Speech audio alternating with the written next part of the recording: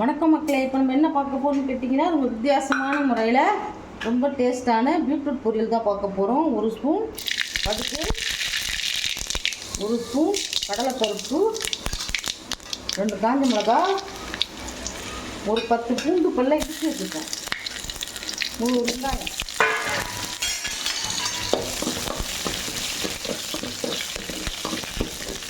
கண்ணாடி பச்சில் வதக்கி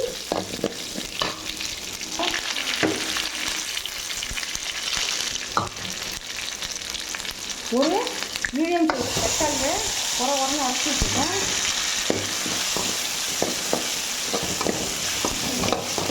இல்லை 2 டேபிள் ஸ்பூன் எண்ணெய் ஊற்றிக்கிங்க. எண்ணெய் அதிகமாக கொஞ்சம் பிசுக்கு தேவையான உப்பு.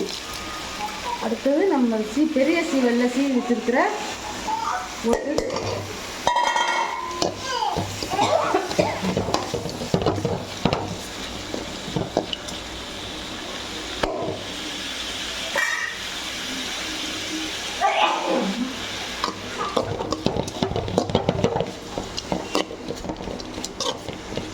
எண்ணெயிலே வதங்குவோம் நல்லா. இதுக்கு மிளகாத்தூள்லாம் தேவையில்லை, நம்ம காஞ்ச மிளகாயை போட்டிருக்கோம். இன்னும் காரம் வேணும்னா நீங்கள் இன்னும் 2 மிளகா கூட கிள்ளி போட்டுக்கலாம்.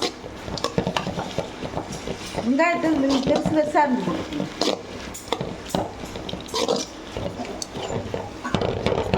ஏன்னா பீட்ரூட் தண்ணி விடும். எல்லாம் போட்டுட்டோம். இதுக்கு சும்மா கொஞ்சமாக ஒரு 2 டேபிள் ஸ்பூன் தண்ணி ஊற்றி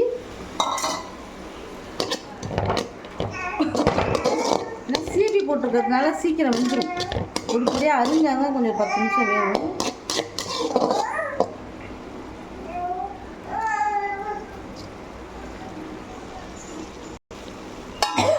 பாதி சிம்மில் வச்சு 10 நிமிஷம் மூடி போட்டு அப்புறம் பார்க்கலாம்.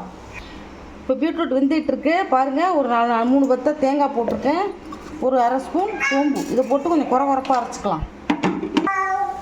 பாருங்கள், பீட்ரூட் பொரியல் ரெடி ஆகிடுச்சு. இப்போது நான் 3 பத்தை தேங்காயும் சோம்பும் அரைச்சி ஒரு கை போடுறேன். கொஞ்சம் குறன்னு திருவி கூட போட்டுக்கலாம். சோம்பு தாளிச்சுக்குவோம்.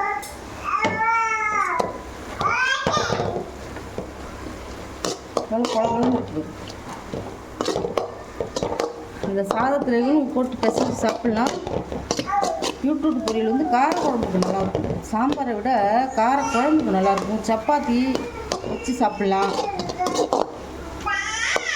இவர் இப்படி குழம்புன்னு இருக்குங்க. இப்போ அடுப்பு ஆஃப் பண்ணிடுறேன். பீட்ரூட் பொரியல் ரெடி. இந்த ரெசிபி உங்களுக்கு பிடிச்சிருந்ததுன்னா எங்களுக்கு ஷேர் பண்ணுங்கள், லைக் பண்ணுங்கள், சப்ஸ்கிரைப் பண்ணுங்கள். தேங்க்யூ, பாய்.